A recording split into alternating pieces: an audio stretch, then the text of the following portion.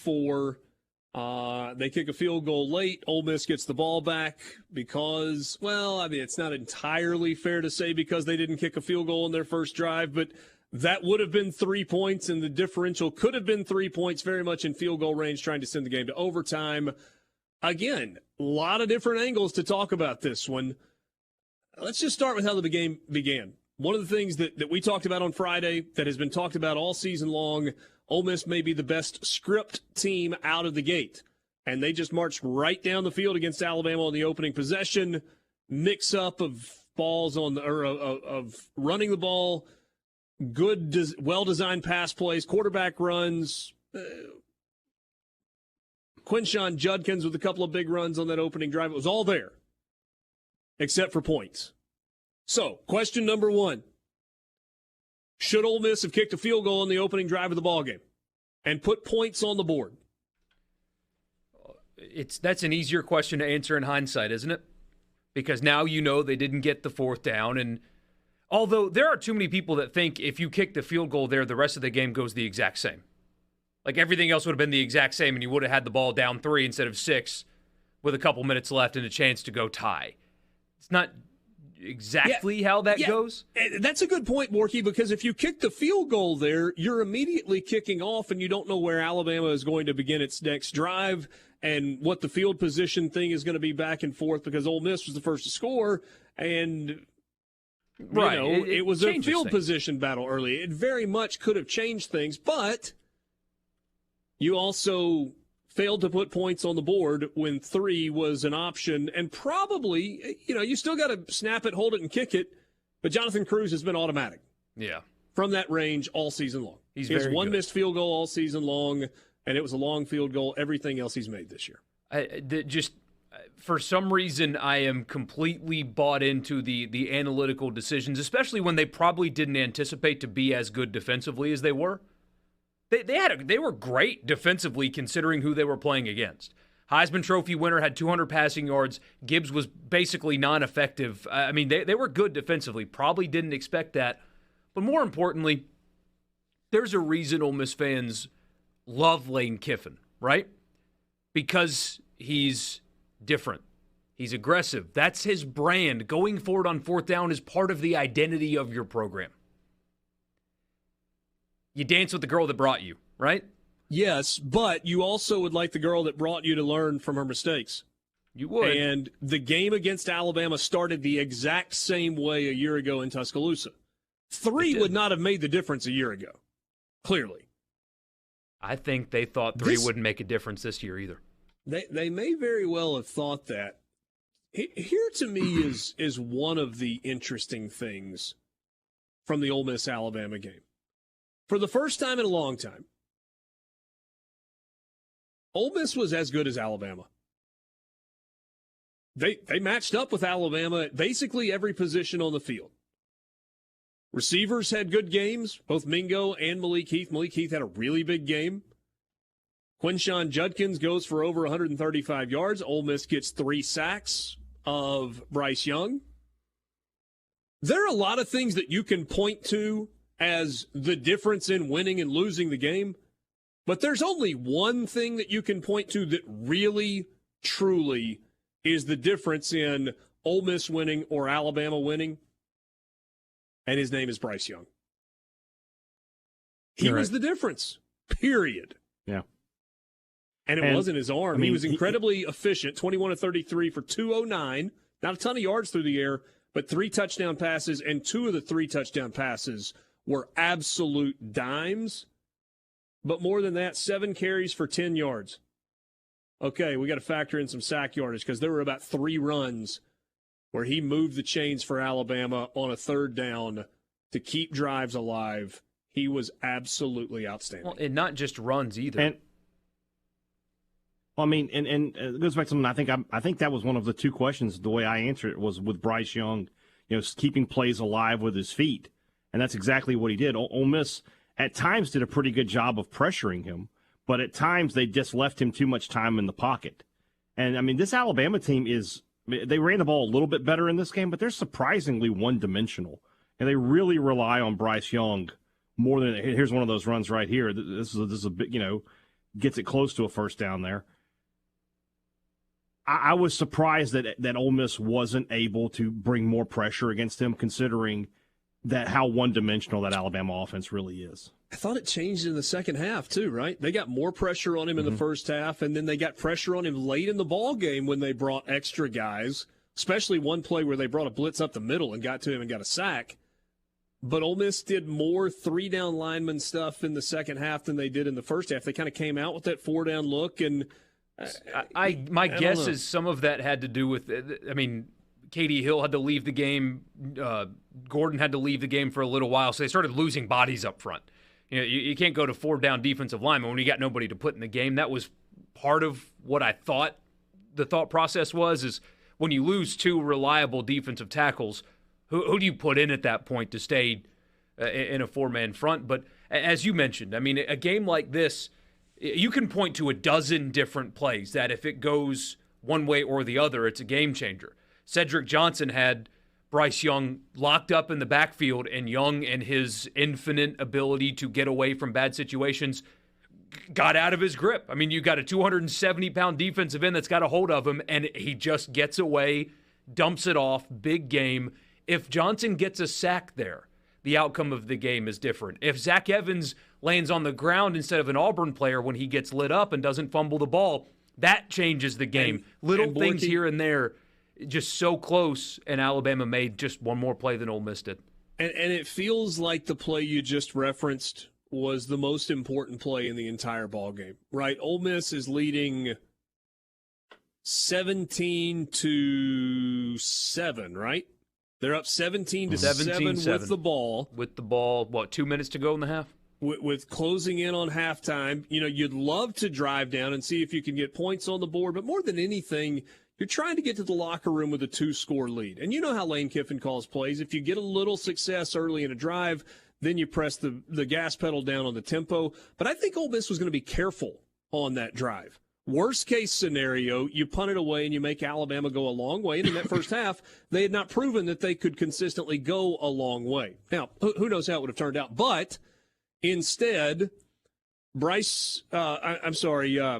Zach Evans is concussed.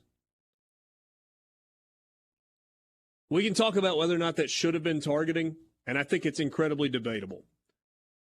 I'm not super upset about them not calling targeting on that play.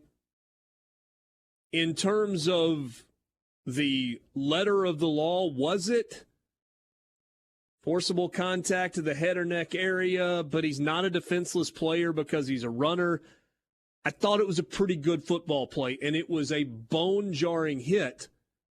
I don't know, guys, if you slow it down, really slow it down, I think you can see why Zach Evans fumbled. He took a shot into the side of the helmet, and his body went limp. Like, he lost the ability to tuck the football away as he was going to the ground. If there is not an Alabama player underneath him, he's down, the ground causes the fumble, and it's still Ole Miss ball.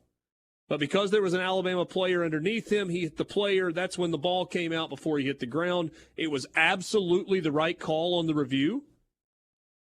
Ole Miss, I guess, got a little bit of a break that they blew the play dead. Alabama ends up scoring the touchdown, and it feels completely different going into the locker room at 17-14 instead of 17-7 at minimum. And, oh, by the way, Alabama gets the ball to start the second half.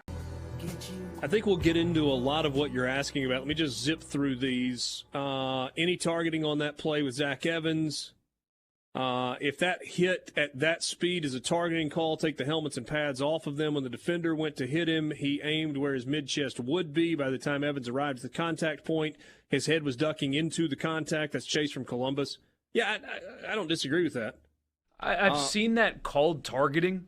Yes. But I have argued many times. Disagreed when it was called. Yeah, I've argued many times that a hit like that should not get a guy kicked out of a game.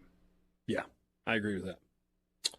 I thought Judkins should have carried the ball at least twice. I'm assuming that's on the final sequence of the game. I've seen targeting called for a lot less. That's from Curry and Tupelo. He got knocked out. Talking about Zach Evans, anyone will fumble when knocked out. Yeah, I mean, I think there's some truth to that. Somebody says, I believe when playing Bama, you should always take the points unless you're forced to go for it, like with the game on the line. Here's what I will say. Ole Miss fans showed up, and it was very loud, something I haven't heard since 2015. Looked great. Did look good. Looked cold also. Yes. I don't think it just looked cold. I think it actually was cold. Brad Quite cold. Nessler said something really funny at the beginning of the game. He said, the weather is you should have been here yesterday. That was great. That was really, really good. All right, so let's talk about the officiating piece for a second. I don't want that to be the story, but it's part of the story. So I went back and watched most of the game last night because the first time I watched it, I was doing two things at once. I was broadcasting a game live and trying to watch Ole Miss Alabama at the same time. Clearly, you're going to miss some things, probably in both games. Probably, for being honest. And so I wanted to go back and watch because I had heard so much and read so much about the officiating. And I really only kind of locked in on the first half. I thought there were like 4 calls where you're like, wait, what? The face mask on Jackson Dart, and Ole Miss ended up scoring a touchdown there. The face mask where Gary Danielson goes, they didn't call that? Where the arm is kind of raked across the helmet and finger grabs the mask and twists it around and there's no call. You saw Jackson Dart get up and immediately look for a flag. Again, Ole Miss scored the touchdown a couple of plays later, but it's like, how do you miss that? That's not an obscure hands to the face by an offensive or defensive lineman. That's the quarterback carrying the ball in the middle of the field and his head gets spun around. No flag. The next one I thought that really stood out, and I get this one not being called. Tavius Robinson was lined up outside. He was chasing Bryce Young, and the right tackle for Alabama went full-on takedown mode. Hey, Dad, your wrestling buddies would have been proud of that one. Kind of a textbook hold where you have a defensive end who is not just slowed, but is actually turned and pulled to the ground. There are a lot of times that doesn't get called, so whatever. The second time that Gary Danielson goes, how do you miss that? And Gary Danielson never says that about officials, especially when it's on an Alabama game. Jackson Dart takes a deep shot down the left hash. Ball falls incomplete. There's nobody within like 15 yards around. And Gary Danielson immediately goes, well, it's because the receiver got knocked down. They showed the replay, and it wasn't like incidental contact. It was like the Alabama defensive back, 2 hands, knocks a guy down off of his route into the dirt. No flag. And again, you saw the immediate reaction from Jackson Dart where he throws his arms out, and he's like looking for where's the flag. And that's one of those. So they're not perfect. They are human beings after all. You know, they got a bad spot. Ole Miss benefited from a bad spot in that game. There are times where they're going to miss things. Yes. Got a first down off of it. But that, and then the first down run, where Jackson Dart has a first down run, and they call holding on Watkins when he just got ran over. Clean run over, too. Like, didn't grab him and the guy fell over him. Just clean ran over. And they call holding on him, and it backs Ole Miss 10 yards, obviously, and they have 1st and 20, can't convert, punt to Alabama. Alabama kicks what was the game-winning field goal. Yeah. Those two are the ones that if I'm Lane Kiffin, if I'm Keith Carter, if I'm Ole Miss, I'm pointing to hard because those two are completely inexplicable, inexcusable. There is absolutely no reason for those to happen the way they did. None.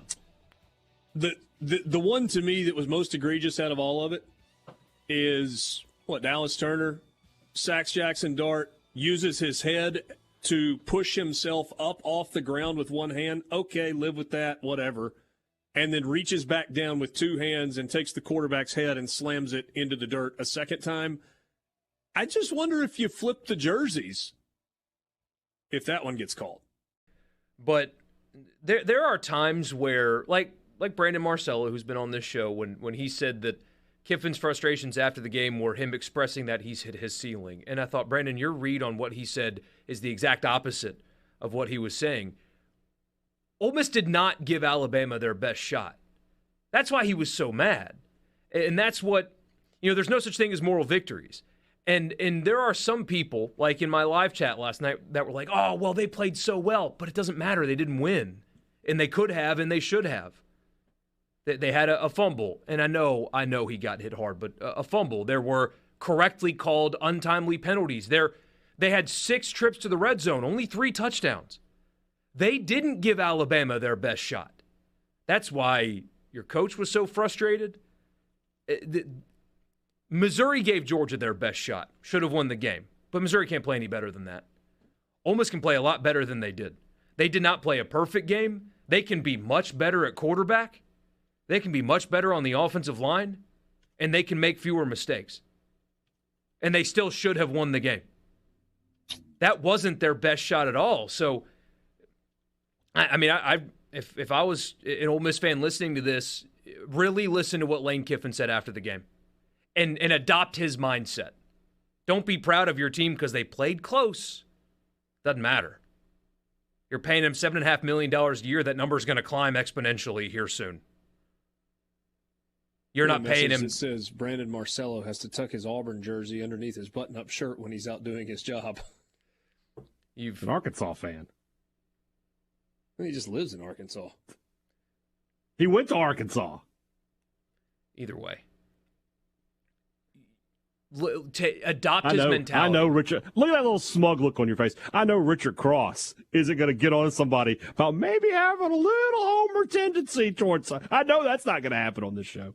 Oh, no. I was just going to say that Brandon Marcello seems to be incredibly sympathetic to all the teams that he has covered. It's like he develops a soft spot for those places. Convince Mississippi State fans of that. It's been some favorable coverage to the Bulldogs through the years, hasn't he? I don't know. I guess. No. What was written about Auburn after they beat A&M was ridiculous, but that's fine. The most fantastical place in college football. Fantastical? I think that was the word that was fantastical. It is something to see a 3-6 team going nowhere sell out their stadium. 87,000 strong and looking like that. Yeah, it was impressive. Meanwhile, in Starkville. What? Oh. Richard, I've been going to that stadium a lot of years. I have never seen that many opposing fans in my life. Really?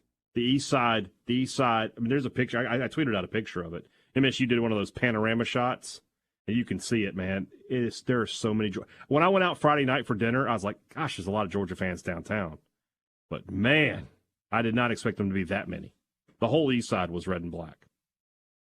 How many would you guess? Stadium holds 62,000? At least 15,000. At least. I might be being generous. I couldn't see the west side.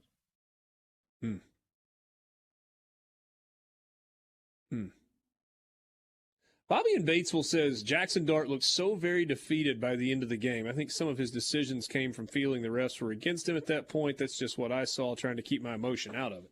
Okay. I thought pressure, Alabama's pressure got to him a little bit, where there were a couple of times where he could have stayed in the pocket and delivered a clean football, but he was anticipating rush, which in fairness, Alabama was getting to him a lot and brought his eyes down before he needed to. But you got to remember, that was the biggest game the 19-year-old's ever played in. If you expected him to be perfect, that's a you problem, not a him problem. He'll learn and, I assume, handle an environment like that better. And he wasn't even bad. His numbers are basically identical to the Heisman Trophy winners in that game. He wasn't bad. It just, there's room for him.